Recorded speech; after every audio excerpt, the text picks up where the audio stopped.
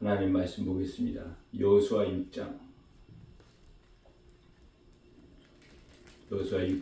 1절부터 5절까지의 말씀과 16절 그리고 마지막 25절 말씀을 제가 한 절 읽고 여러분 한 절 읽고 교독함으로 말씀을 보겠습니다. 여호수아 6장 1절 이스라엘 자손들로 말미암아 여리고는 굳게 닫혔고 출입하는 자가 없더라. 여호와께서 여호수아에게 이르시되 보라 내가 여리고와 그 왕과 용사들을 내 손에 붙였으니 너희 모든 군사는 성을 둘러 성 주위를 매일 한 번씩 돌되 엿새 동안을 그리하라. 제사장 일곱은 일곱 양각 나팔을 잡고 언약궤 앞에서 나아갈 것이요 일곱째 날에는 그 성을 7번 돌며 그 제사장들은 나팔을 불 것이며 제사장들이 양각 나팔을 길게 울려 불어서 그 나팔 소리가 너희에게 들릴 때에는 백성은 다 큰 소리로 외쳐 부를 것이라. 그리하면 그 성벽이 무너져 내리리니 백성은 각기 앞으로 올라갈지니라 하시네. 15절 보겠습니다. 제7일 새벽에 그들이 일찍 일어나서 여전한 방식으로 성을 7번 도니 성을 7번 돌기는 그날뿐이었더라. 25절 보겠습니다. 여호수아가 기생 라합과 그의 아버지의 가족과 그에게 속한 모든 것을 살렸으므로 그가 오늘까지 이스라엘 중에 거주하였으니 이는 여호수아가 여리고를 정탐하려고 보낸 사자들을 숨겼음이었더라. 아멘.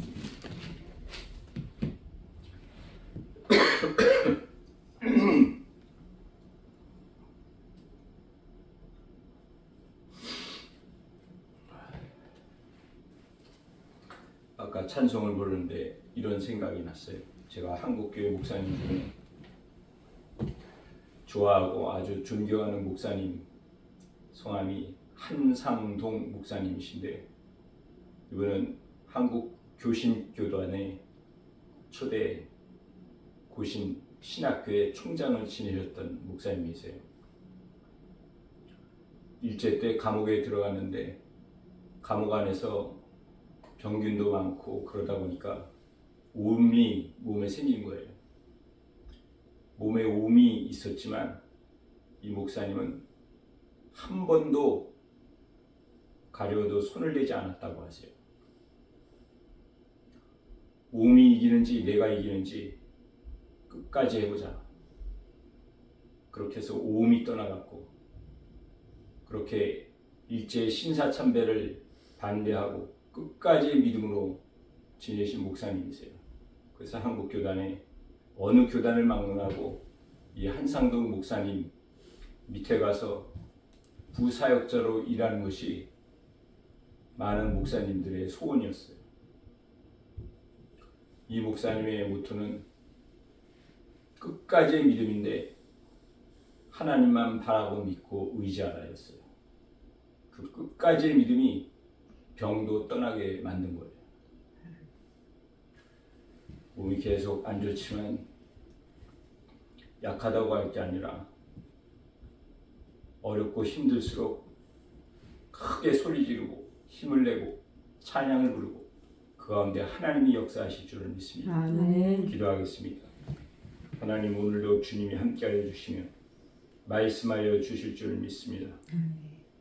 지금 이 어지러운 세상 가운데 여리고 정복의 말씀을 통하여 이 세상을 정복하는 하나님의 백성이요 인해교회 되게 하여 주옵소서. 아멘.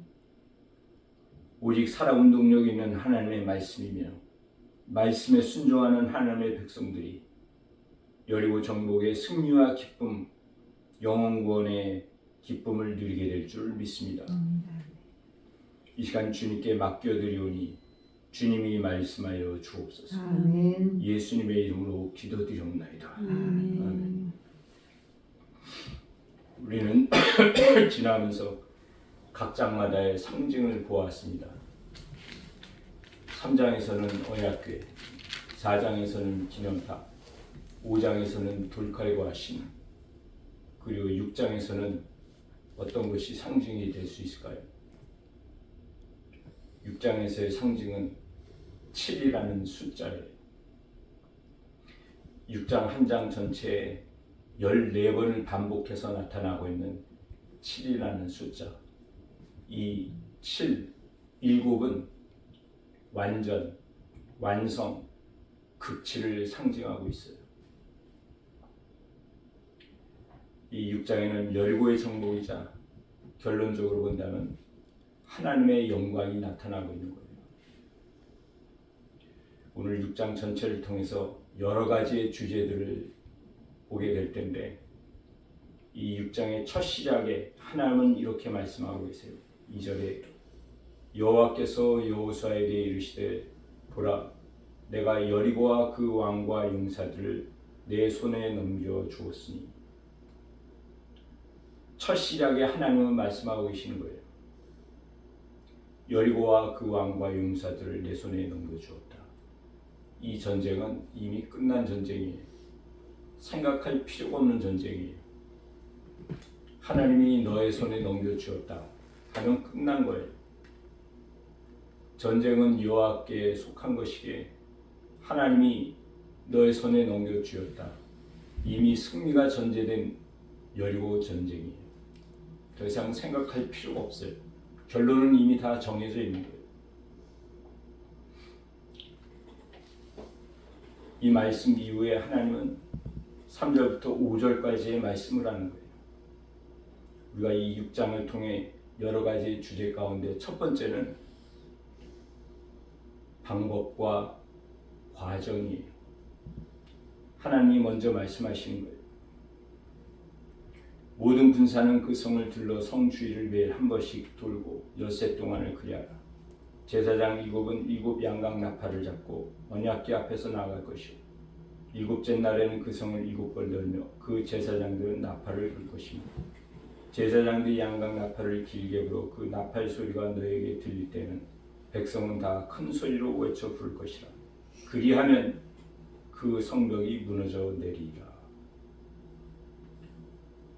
전쟁은 이미 하나님이 승리케 하시는 전쟁이지만 여리고의 정복에 있어서 첫 번째는 방법과 과정이에요.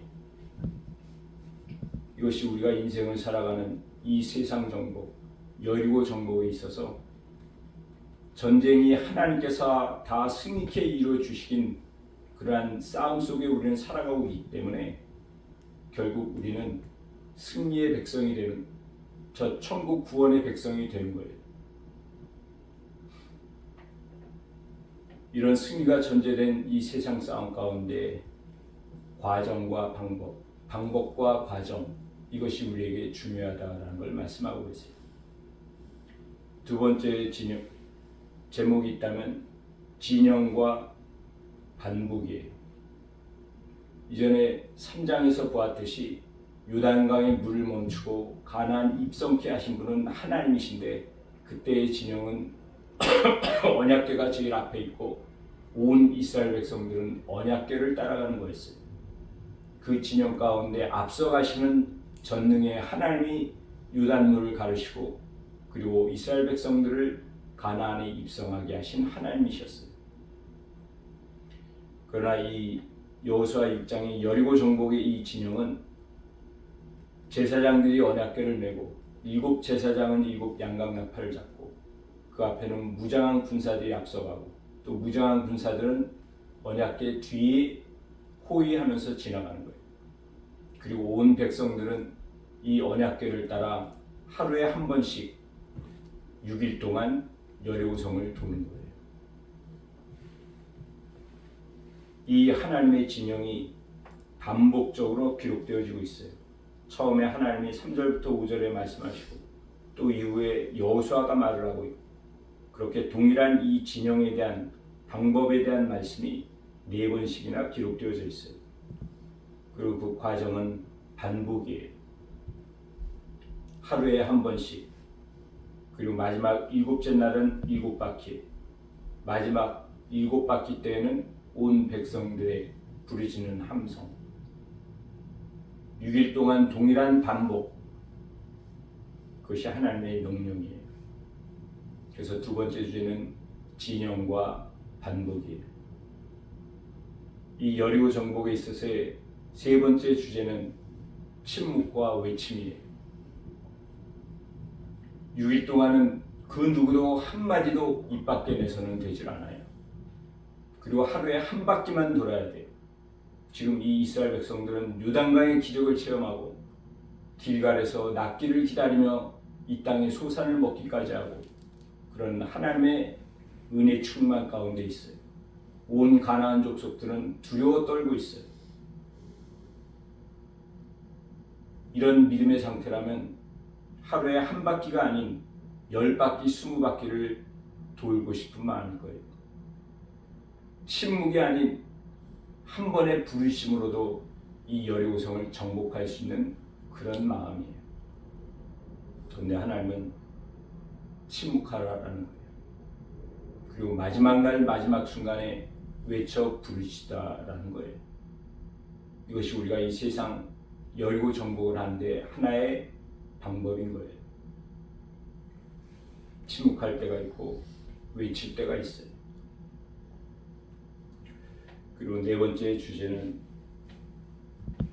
나타난 것이 있고 숨겨진 것이 있어요. 여리고 전쟁은 칼과 창의 싸움이 아닌 하나님의 말씀에 순종함으로 이루는 정복하는 싸움이 되는데 이 싸움에 무장한 군사들은 나타나고 있어요. 언약궤 앞뒤를 호위하고 있어요. 그러나 바로 5장에 나와 있는 하나님의 군대 대장 예수 그리스도께서는 6장에 나타나지는 않아요. 분명히 존재하고 계시지만 앞서 행하고 계시지만 여리고성을 정복하신 분은 예수 그리스도께서 하셨지만 나타나지는 않고 숨겨져 있어요. 그리고 오늘 이 6장 가운데 우리가 보아야 될 한 가지, 숨겨져 있는 한 가지가 더 있어요. 다섯 번째 주제라고 볼 수 있는 것이 있다면 이 6장에서는 율법의 파괴와 복음이 나타나고 있어요. 그래서 네 번째가 되는 숨겨져 있는 한 가지와 다섯 번째 율법 파괴와 복음이라는 것은 서로 연관이 되어지고 있고 공통적인 한 가지가 나타나고 있어요. 그것이 무엇인가? 오늘 우리는 이 6장을 보면서 여리고 정복이라는 놀라운 기적을 보고 있어요. 눈에 나타난 사실을 보고 있어요. 하루 한 바퀴씩 돌며 일곱째 날 외쳐 부르심으로 칼과 창이 아닌 하나님이 이 여리고를 정복하신 것을 우리는 보고 있어요. 그런데 오늘 이 사실 가운데, 이 기적 가운데 눈에 나타나지 않는 숨겨져 있는 한 가지가 있어요. 그것이 무엇일까? 15절에 보았던 일곱째 날 새벽이에요. 일곱째 날 새벽은 어떤 날일까요? 그렇다면 이날은 안식일이에요. 안식에 이루어진 하나님의 승리, 여리고의 정복, 하나님의 기적이 되는 거예요.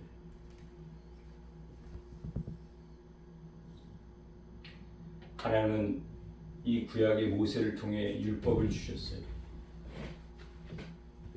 율법 중에 율법이라고 할 수 있는 계명 중에 계명이라고 할 수 있는 십계명을 하나님은 돌판에 직접 쓰셔서 모세를 통해 이스라엘 백성들에게 주신 거예요. 그 중에 네 번째 계명이 안식일을 거룩히 지키라라는 계명이었어요. 이 안식일에 하나님은 여리고의 정복을 이루어 주시고 온 이스라엘 백성들에게 첫 정복의 승리의 기쁨을 주신 거예요. 창세기 2장 1절을 보겠습니다.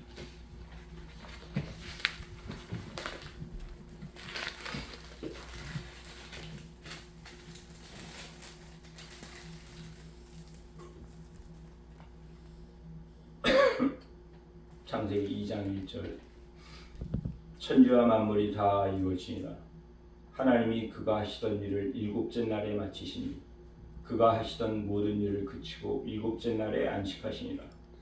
하나님이 그 일곱째 날을 복되게 하사 거룩하게 하셨으니 이는 하나님이 그 창조하시며 만드시던 모든 일을 마치시고 그날에 안식하셨음이니라. 하나님이 온 천지와 천지 만물을 다 창조하시고 안식일을 복되게 하셨어요. 안식일은 복된 날이에요. 거룩하게 하셨어요. 안식일은 거룩한 날이에요. 그리고 하나님은 그날 안식하셨어요. 하나님의 안식은 도대체 무엇을 말하고 계실까요? 하나님은 우리와 같은 육신이 없는 영이신 하나님이시기 때문에 피곤하지도 아니하시고 졸지도 아니하시고 주무시지도 아니하는 하나님이세요. 영이신 하나님은 쉬지 않고 졸지 않고 주무시지 않고 온 세상 천지 만물들의 일을 주관하시며 지금도 일하고 계세요. 이 하나님의 안식은 복이고 거룩이고 하나님 자신의 안식이다라고 하셨는데, 이 온 천지 만물을 창조하신 이날 이때에 하나님은 창조하신 모든 피조물을 보시고 기쁨으로 충만하시고 흡족히 여기시며 온 천지 만물을 누리신 거예요. 이것이 하나님의 안식이 되는 거예요. 이 하나님의 안식, 하나님은 창세전에 이미 예수 그리스도를 이 땅에 보내시고 십자가의 죽으심과 부활하심으로 우리를 구원하시기로 계획하셨다라고 하셨잖아요. 우리에게 진정한 참 안식은 오직 예수 그리스도로부터만 주어진 거예요. 아멘. 예수 그리스도의 죽으심과 부활로서만 우리의 참 안식이 주어지게 되는 거예요. 근데 구약에 하나님은 이 안식일에 스스로 안식하면서 그 이전에 하나님은 이미 계획하셨던 거예요. 성부, 성자, 성령 세 분 하나님, 한 하나님께서 온 천지 만물을 창조하시고 흡족히 여기시며 누리셨지만 하나님의 마음, 하나님의 계획에는 성자 예수 그리스도를 이 땅에 보내시고 죽으시고 부활함으로 인한 온전한 죄와 사망에서의 구원, 영원 구원, 이 일을 이미 하나님 계획하고 계셨어요. 그것은 재창조의 사건으로 볼 수가 있어요. 하나님은 6일 동안의 창조를 통하여 그리고 일곱째 날 안식을 취하며 흡족히 누리셨지만, 그러나 이 땅에 사단의 대적으로 인해 인간 모두의 죄악, 인간 본성으로서의 죄로 인해 죽음에 이르게 될 것을 이미 다 알고 계십니다. 그래서 온전한 이 땅에서의 참 안식, 예수 그리스도의 죽음과 부활을 이미 계획하셨고, 그리고 하나님은 실제로 보내주신 거예요. 예수 그리스도는 그렇게 하나님의 보내심을 받아 이 땅에 오셨고 죽으시고 부활하셨어요. 그 부활의 승리가 우리에게는 참 안식이 되어지는 것이고 참 복이 되어지는 것이고 참 거룩이 되어지는 거예요. 그래서 이 구약의 이 안식일은 신약에 와서 참 안식일로서 우리에게는 주일이 되어지는 거예요. 이 안식은 하나님의 영광이에요. 안식일에 하나님의 영광이 드러나는 거예요. 하나님은 왜 이 7일 동안 우리의 이 구약에 관한 상식 또 율법에 관한 지식을 가지고 있다면 왜 굳이 일곱째 날 여리고 정복을 이루셨을 것인가? 유대인은 태어나서 여덟째 날 할례를 받게 돼요. 7일이 지난 다음 여덟째 날 할례를 받음으로 인해 하나님의 백성의 정체성이 되는 거예요. 그렇다면 동일하게 하루 이틀 7일이 지나고 7일이 쉬고 그리고 여덟째 날 되는 날 이 여리고의 정복을 얼마든지 이루실 수 있는 하나님이신데 일곱째 날 새벽에 여리고의 정복을 이루신 하나님이세요. 이것이 구약 가운데 나타나 있는 숨겨진 복음이고 율법의 파괴이자 복음의 완성이 되는 거예요.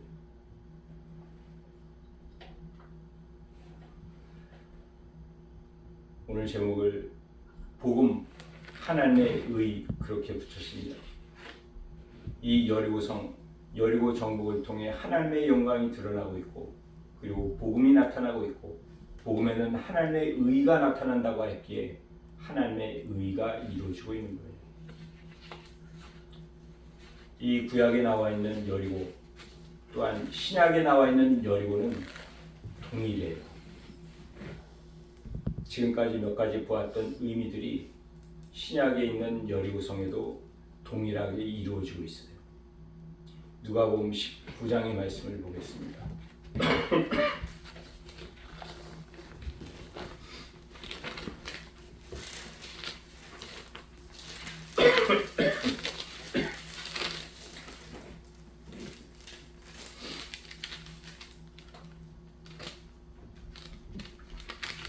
여리고성을 중심으로 있게 되는 사건인데요. 누가복음 19장 1절 이전에 18장 35절에 보면 여리고에 가까이 가셨을 때 한 맹인이 길가에 앉아 구걸하다가, 이 맹인은 소경 바디메오예요.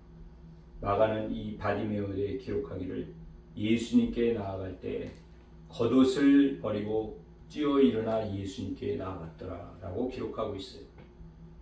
이 소경 바디메오는 38절에 외쳐 이르되 다윗의 자손 예수여 나를 불쌍히 여기소서 하거늘, 39절에 앞서가는 자들이 그를 꾸짖어 잠잠하라 하되 그가 더욱 크게 소리질러 다윗의 자손이여 나를 불쌍히 여기소 하는지. 그리고 예수님은 이 바디메오에게 말씀하는 거예요. 내게 무엇을 하여 주기를 원하냐?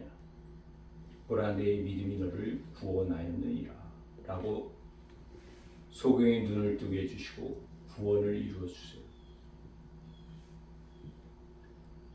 거지에게 있어서 전 재산 제일 소중한 것은 겉옷이에요. 거지뿐만 아니라 이 모든 유대인들의 소중한 재산은 겉옷이에요. 또 그것은 상징적인 의미로서 하나님의 백성으로서의 구원의 옷을 말할 수가 있어요. 이 바디메오는 겉옷을 내어버리고 예수님께 나왔어요. 그 모습은 여리고 성 앞에 서 있는 여호수아가 신을 벗은 자신의 권리 포기, 자신의 믿음의 확신, 이 모든 것을 내려놓고 포기한 것과 같은 모습이 되는 거예요. 그리고 여리고 성을 도는 마지막 순간에 외쳐 부르신 이스라엘 백성들의 외침과 같이 크게 부르짖어 예수님을 찾는 거예요. 그로 인한 여리고의 정복이 이루어졌어요. 여리고의 정복은 이 바디메오의 구원이 되는 거예요. 그리고 우리가 그보다 더 중히 봐야 될 부분이 바로 18장 43절의 말씀이 되는 거예요. 이것이 바로 바디메오의 믿음이에요. 곧 보게 되어 하나님께 영광을 돌리며 예수를 따르니 백성이 다 이를 보고 하나님을 찬양하니라. 구원받은 바디메오는 하나님께 영광을 돌리는 믿음이에요. 자신의 구원, 곧 여리고 정복은 하나님의 영광이다. 백성들은 하나님을 찬양하는 거예요. 여리고성을 돌 때 일곱 양각 나팔을 불었던 제사장들과 같이, 온 백성들과 같이 하나님을 찬양하는 자들이 되는 거예요. 이어지는 19장 1절에 보면 예수께서 여리고로 들어가 지나가시더라. 이때 만난 자가 세일이 삭개오가 되는 거예요. 삭개오는 자신을 알아보고 만난 적이 없는 자신을 이름을 부르시는 예수님을 보고 예수님을 믿게 되는 거예요. 그리고 예수님께 하신 말씀이 19장 8절에 삭개오가 서서 주께 여짜오되 주여 보시옵소서 내 소유의 절반을 가난한 자들에게 주겠사오며 만일 누구의 것을 속여 빼앗은 일이 있으면 네 갑절이나 갚겠나이다. 삭개오의 전적인 포기예요. 소유의 절반을 주고 남은 절반도 세리장이 재산을 축적한 건 다 남을 속인 거예요. 다 거짓 행세한 거예요. 그렇기 때문에 거짓으로 빼앗았기 때문에 4배를 갚게 된다면 남은 재산도 없어지는 거예요. 이것이 여리고 앞에 서 있는 여호수아의 신벗음과 같은 거예요. 자신의 모든 것을 내려놓고 자신의 것을 다 포기한 거예요. 그것은 회개이며 예수님께 대한 찬양이며 예수님께 대한 고백이 되는 거예요. 하나님의 영광을 높여드리는 거예요. 그리고 예수는 이 삭개오에 이렇게 말씀하세요. 19장 10절에 인자가 온 것은 잃어버린 자를 찾아 구원하려 함이니라. 이것이 예수님의 영광이에요. 예수님의 영광이자 하나님의 영광은 영원 구원이에요. 예수님은 잃어버린 자를 찾아 구원하기 위해 이 땅에 오셨고 잃어버린 자 죽어갈 자를 살리기 위해 십자가에 죽으셨어요. 예수님 자신의 영광을 말씀하고 있는 거예요.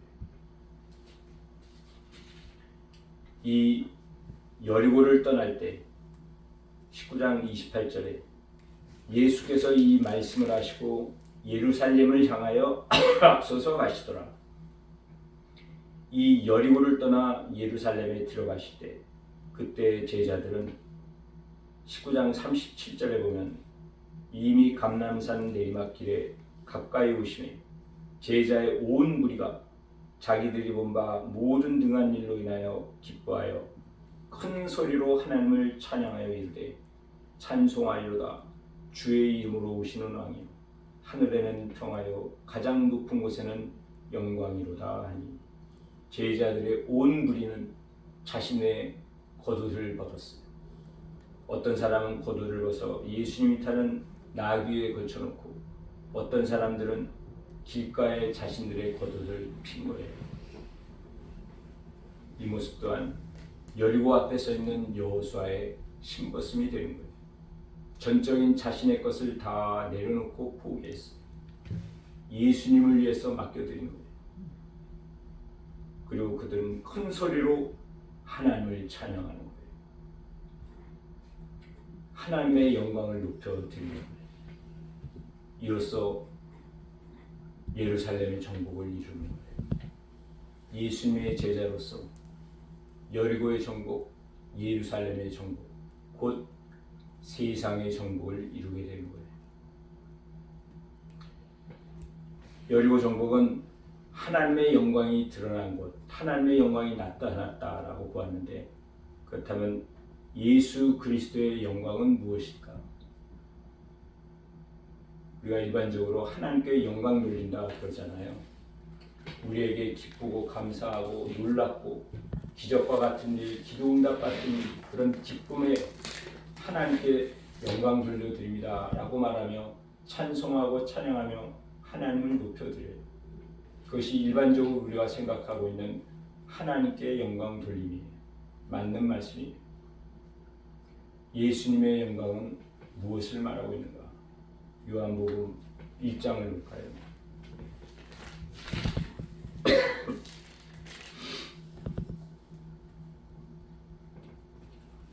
요한복음 1장 14절에 말씀이 육신이 되어 우리 가운데 거하시매 우리가 그의 영광을 보니 아버지의 독생자의 영광이요 은혜와 진리가 충만하더라.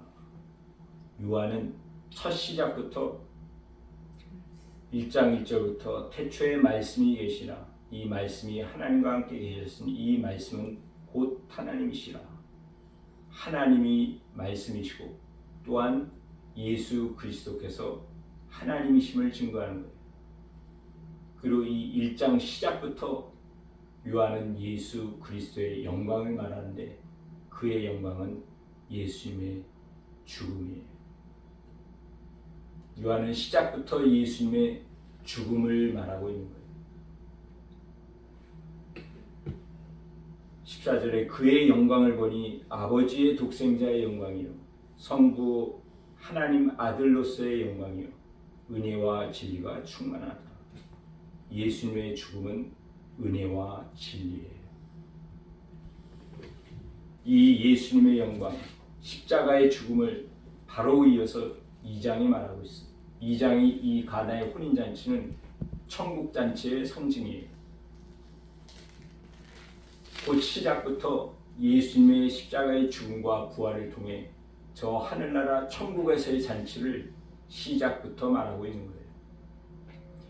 이 2장에도 보면은 11절에 예수께서 이 첫 표적을 갈릴리 가나에서 행하여 그의 영광을 나타내시매 제자들이 그를 믿으니라. 여기서 말하는 그의 영광은 예수님의 십자가 죽음이에요. 요한은 예수님의 십자가 죽음을 그의 영광이라고 기록한 거예요.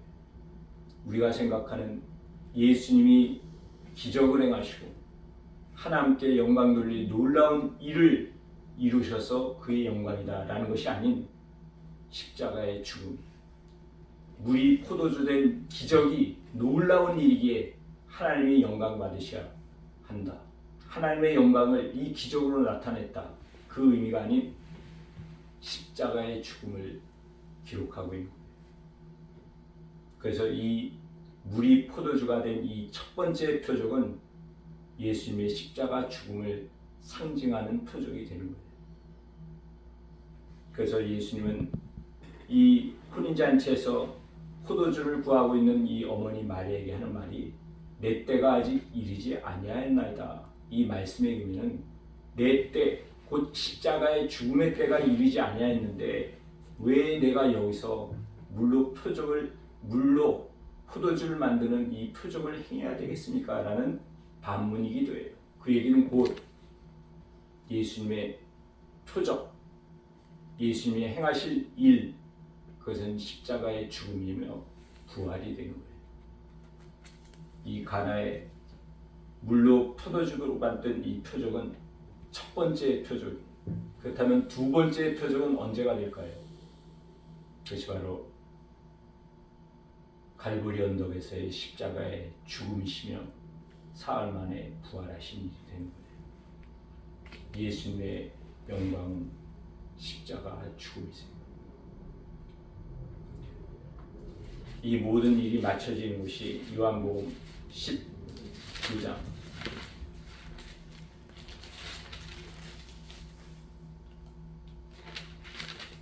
요한복음 19장 30절 말씀을 보고 있습니다. 예수께서 신포도주를 받으신 후에 이르시되 다 이루었다 하시고 머리를 숙이니 영혼이 떠나가시니라. 이것이 모든 일의 마침이며 하나님의 영광이요 예수 그리스도의 영광이 이루어지게 된 겁니다. 예수님의 영광은 십자가의 죽음이시며 또한 하나님의 영광이기도 하세요. 열고는 이 세상인데 이 세상의 승리, 세상의 정복은 하나님이 이미 승리케 한 이 세상의 전쟁이에요. 혈과 육에 속한 것이 아닌 하나님께 속한 전쟁으로 이미 승리케 해주신 전쟁 가운데 우리는 살아가고 있어요. 이 가운데 내게 주어진 하나님의 말씀, 어떤 방법, 어떤 과정인가, 그리고 하나님의 진영, 교회로서의 진영으로서, 그리고 반복하는 가운데, 그리고 외침과 부르짖으라는 때마다의 일을 통해, 그리고 나타난 것이 있지만 숨겨진 것이 있어요. 그 가운데 하나님이 주신 말씀, 구약의 말씀뿐만 아니라 신약의 복음의 말씀도 있는 거예요. 율법파괴와 복음이라는 말씀. 이 세상 정복으로 인해 이 열고는 교회가 되어지고 우리가 가야 될 저 천국이 되어질 수가 있는 거예요. 오늘 이런 가운데 여호수아 6장에서 이루어지고 있는, 또 나타나고 있는 여섯 번째 주제는 무엇이 있을까?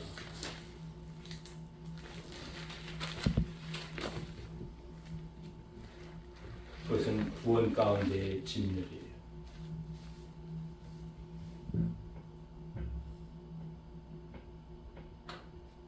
여리고는 기적 가운데 성이 무너지고 모든 사람과 짐승은 진멸을 당해요. 진멸 가운데 구원이 이루어지고 있어요. 라합과 그 가족은 살아남게 된 거예요. 모든 것은 불타 없었지만 하나님의 것이라고 하나님이 택한 금은 귀한 것들은 그들의 성전에 보관하게 된 거예요. 이 모든 진멸 가운데 이루어지고 있는 구원, 이것이 오늘 우리가 보게 되는 6번째 제목이라 볼 수가 있어요.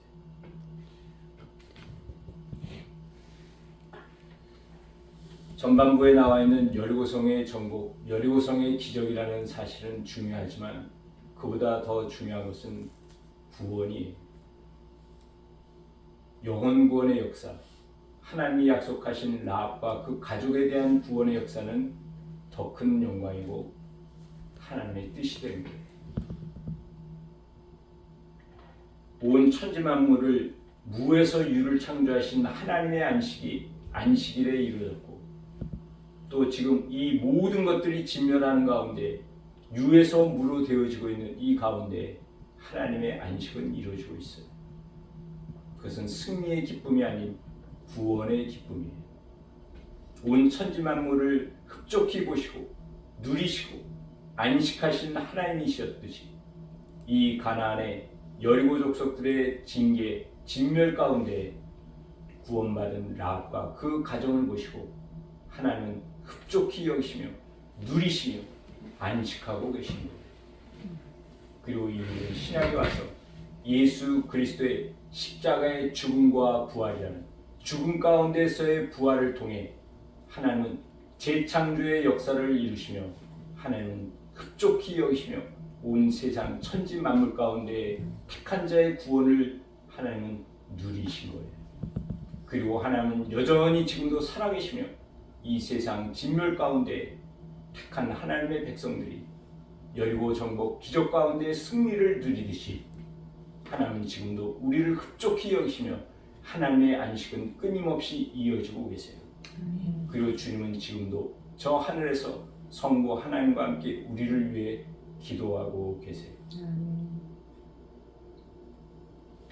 죽음에서 부활해 하나님의 안식이 되는 거예요. 지금 이 질병 가운데 영혼 구원을 위한 하나님의 안식이 이루어지고 있는 거예요. 오늘 마지막으로 7번째로 보아야 될 마지막 제목이 있다면 한 영혼과 하나님의 나라예요.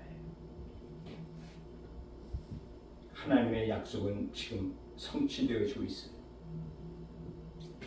여리고 정탐꾼을 보냈을 때 상천하지의 하나님을 믿은 라합, 그와 그의 가족은 구원하리라. 이것이 하나님이 하신 약속이었어요. 그 약속이 지금 이 여리고 정복 가운데 이루어지고 있어요. 눈에 보이는 것은 여리고가 무너지는 기적이에요. 그리고 온 모든 생명은 진멸을 당하고 있어요. 그 죽음 가운데 라합과 가정은 구원받고 있는 거예요. 그로 인해 하나님의 약속은 성취되었고 하나님의 영광은 이루어지는 거예요.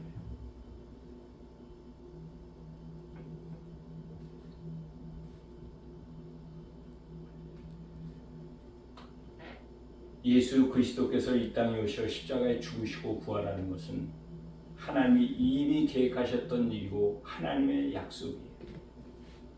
그 하나님의 약속은 예수 그리스도께서 이 땅에 오셔 십자가에 죽으심은 하나님의 영광이시며 예수 그리스도의 영광이에요. 그 예수 그리스도의 십자가의 죽음으로 인해 죽어갈 자들의 영혼이 구원받게 된 거예요. 그래서 하나님의 약속, 하나님의 영혼 구원, 그것은 곧 하나님의 영광이 되어집니다. 하나님의 영광 중에 영광이 있다면 무엇이라고 말할 수 있을까요? 그것은 죽어가는 한 영혼의 구원이잖아요. 죽어갈 자 한 사람의 구원이, 한 영혼의 구원이 영광 중에 영광이요, 완성 중에 완성인 거예요. 모든 극치 중에 극치가 되어지는 거예요. 그런데 그 한 사람의 한 영혼의 구원이 한 사람으로 멈추는 것이 아닌 우리가 보고 있는 이 여호수아 6장에는 하나님을 직접적으로 믿지 않았지만 라합으로 인한 가족들의 구원이 되어진 거예요. 한 영혼과 한 가정 공동체의 구원이 되어지고 있어요. 그리고 거기서 끝나지 않아요. 모두가 진멸당하고 있지만 모든 열고 짐승과 사람들을 진멸하고 있는 이스라엘 백성들과 하나가 되어지는 일이 되어진 거예요. 곧 이스라엘 백성 나라와 하나가 되어진 라합과 가정이 되어진 거예요. 한 나라가 되어진 거예요. 이것이 한 영혼과 하나님 나라가 됩니다. 그래서 이 7장의 전체 마지막 7제는 한 영혼과 하나님 나라가 됩니다. 결국 하나님 나라가 이루어짐으로 말미암아 하나님의 영광이 나타나고 하나님께 영광 돌려드리는 일이 이루어지게 됩니다. 기적은 참 중요해요. 내가 신앙생활하는데 표적이 나타나고 이적과 기사가 나타나는 이 기적으로 말미암아 무너질 수 있는 나의 믿음이, 연약해진 나의 믿음을 강건케 하여 주시고 살아 역사하시는 하나님을 증거하며 영광 돌리게 하는 그런 중요한, 누구나 경험하고 싶어하는 하나님의 기적이 돼요. 그러나 그 하나님의 기적은 우리가 매번 매순간 경험하지는 못한다 할지라도 하나님의 나라와 하나님의 의는 우리는 언제든 누리며 살아갈 수가 있어요. 한 영혼 구원이라는 큰 하나님의 영광뿐만이 아닌 내게 주어진 소중한 한 사람, 그 한 사람을 통해 연합과 화목을 통해 하나됨으로 말미암아 하나님의 영광을 돌려드리고 하나님의 영광을 나타낼 수 있는 나라는 한 사람, 한 가정, 한 교회, 한 나라가 되어질 수 있는 거예요.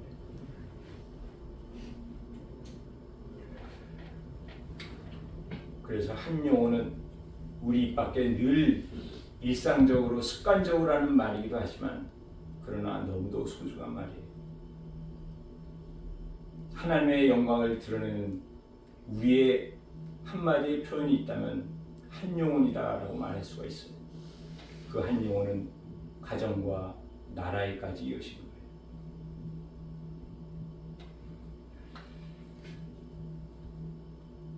이번 주는 대한민국의 참 중요한 때라고 볼 수가 있어요. 저는 목사긴 하지만 설교에 정치적인 얘기는 언급 안 하기도 하고 또 굳이 말할 필요도 없다 그렇게 생각을 하지만 정치 자체를 부인하고 대한민국의 현실에 대해서 개인적인 목사의 입장을 위치해야 될 그런 생각 때문에 하는 건 아니에요. 한 가지 염두에 둔 것이 왜 그런가? 하나님 나라 안에, 교회 안에 동서가 남북이 또 진영의 좌우 이런 것들로 인해 분열 분란이 일어난다면 하나님 나라로서 이루어가야 될 화합이 되지 않기 때문에 절제하고 언급을 삼가는 그런 마음이었던 거예요. 같은 하나님의 백성으로 인해서 하나님 나라를 이루어가는 데 있어서 정작 정치적인 이슈 때문에 분리가 되어지고 다툼이 일어난다면 하나님을 놓치는 것이 아닌가. 그러나 나라는 개인이 있기 전에 나라가 있는 것이 틀림없는 사실이기 때문에 어떠한 사건, 어떠한 일을 통해서 외칠 때는 외쳐야 된다 생각을 해요. 하나님은 이미 대한민국을 이미 이전부터 지키시고 보호하시고 앞으로도 그렇게 하실 하나님이시다라는 걸 저는 믿어요. 아멘. 임진왜란 때도 평양 북쪽까지 다 점령이 되어졌고 나라가 끝난 줄 알았어요. 그러나 꺼지지 않는 등불이었어요. 6.25 전쟁 때는 낙동강까지 다 밀리고 다 끝났다라고 생각했어요. 그러나 꺼지지 않는 등불이요 지금은 온 세상에 K-팝, K-푸드 모르는 사람이 없어요. 하나님이 도우시고 하나님이 보호하여 주시지 않으면 될 수 없는 나라가 대한민국이에요.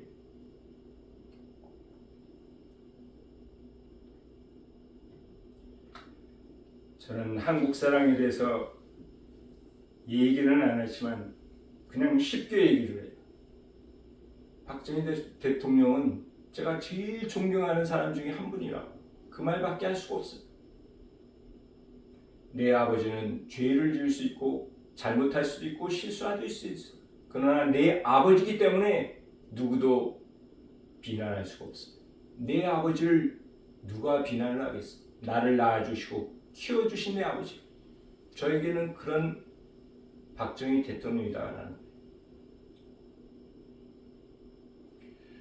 이 나라가 지금 어려운 때를 맞이하고 있지만 하나님은 지켜주세요. 이미 하나님은 승리를 전제한 이 여리고 정복을 말씀해 주셨듯이 탄핵이 되든 탄핵이 기각이 되든 하나님은 하나님의 방법으로 하나님의 뜻하신 일을 이루기에 하나님은 일하세요. 이런 일 가운데 우리는 나타난 것 가운데 숨겨져 있는 것을 볼 수 있어야 돼요. 오늘 이 여리고 정복을 이루어진 날, 하나님의 영광이 드러나고 나타난 날, 일곱째 날 새벽은 7일 중에 한 날, 안식일. 이날에 하나님은 승리의 기쁨을 누리시고 영원 구원의 기쁨을 스스로 누리시며 안식하신 하나님이세요. 우리의 신앙생활에도 나타나는 것이 있고 숨겨져 있는 게 있어요. 외면적이고 표현적인 것은 자랑할 수 있고 말할 수 있지만 그러나 침묵 가운데 저 사람이 지키고 있는 그 마음속에 숨겨져 있는 그것이 무엇인가 하나님은 다 알고 계신 거예요. 지난 3주 주일 2주 전부터 오늘까지 몸으로도 마음으로도 힘든 시간을 보냈어요. 2주 전에는 마음의 시험으로 그것을 물리치고 하나님의 은혜를 누리게 되었고 지난주 또 오늘은 생각지 못한 감기와 또 아픔으로 인해 어제는 하루 종일 아무것도 못하고 밤새워 잠 못 자며 힘든 시간을 보냈어요. 이런 중에 내 안에 살아계시는 예수 그리스도, 약할 때 강함 되시는 하나님의 은혜, 나에게 숨겨져 있는 이것, 하나님은 일깨워주고 계십니다. 몸이 약하니까 온갖 부정적이고 낭망되는 생각은 끊임없이 주어지는 거예요. 밤새도. 그런 가운데 오늘 부활의 승리, 구원의 기쁨, 여리고 정복으로 인한 하나님의 놀라운 영광, 이것이 제 마음 안에 주어졌다면 저는 이것으로 만족이고 기쁨이요 하나님의 영광이 되어진다. 그렇게 믿습니다. 기도하겠습니다. 하나님 주의 은혜를 사모합니다. 날마다 하나님의 은혜 가운데 살아가며 또 도우시는 하나님의 손으로 말미암아 오늘 이곳까지 오게 되었음을 믿습니다. 끊임없이 오직 하나님만 바라고 믿고 의지하는 끝까지의 믿음으로 살게 하여 주옵소서. 아멘. 살아 역사하시는 하나님을 증거하게 하여 주옵소서. 아멘. 그래야 하나님께만 영광 돌릴 수 있는 하나님의 백성 되게 하여 주옵소서. 아멘. 감사드리며 예수 그리스도의 이름으로 기도드리옵나이다. 아멘. 아멘.